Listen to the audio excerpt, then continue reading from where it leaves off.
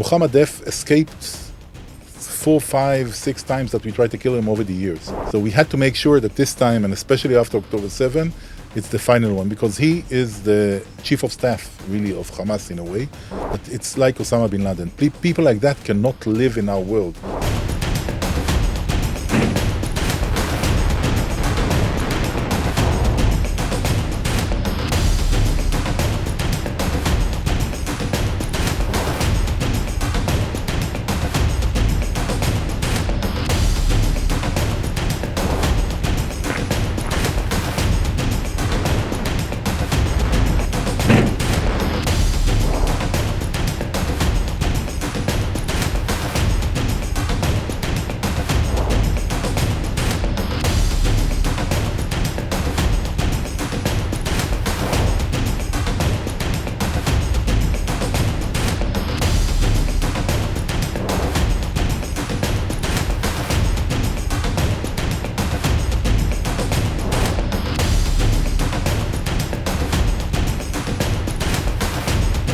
It's like Osama Bin Laden.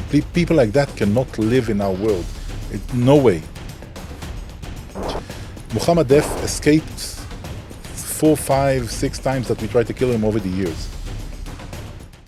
You said that Israel is trying to minimize collateral damage as much as possible. The recent strikes a few days ago, the Israelis were trying to pinpoint Mohammed Deif, the person that I hope I got the pronunciation right. The Hamas commander, Mohammed Deif. Deif, okay. Trying to get him. But the collateral damage was a lot of loss of innocent civilians and babies, etc. And there's no confirmation that these high-value targets were taken out. So where do you draw the line that, there has to be proportionality and precaution when you go out with such strikes? No. So first of all, not only about this attack in general, the only figures that we get of dead are the figures given by the so-called Ministry of Health of Hamas in Gaza. So take into account what I said before, that they have an interest in inflating numbers. Another element that is very important to notice is the fact that for them, everyone are civilians. They never differentiate between terrorists or fighters, whatever you call them, and between civilians. So from their point of view, all the dead are civilians. And there was a big group around Mohammed Deif and someone who is at the level of colonel there, that the two of them were targeted, not only Mohammed Deif.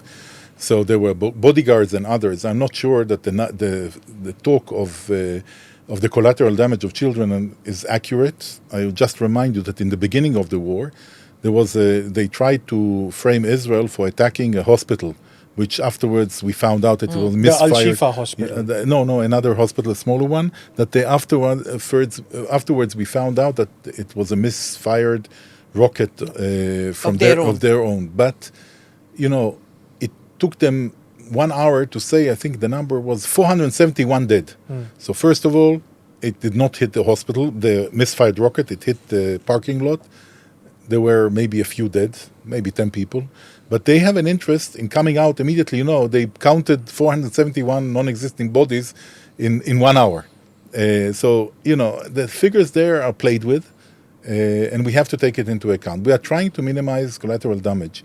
Mohammed Deif escaped 4, 5, 6 times that we tried to kill him over the years.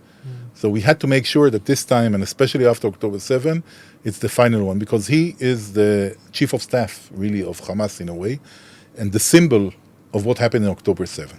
And I think that also from the practical capacity that he has, but also from the symbolic side that he has, we have to make clear that it's like Osama Bin Laden. People like that cannot live in our world. No way. And I think the point, hopefully, is dead, and the point is made very clearly on this.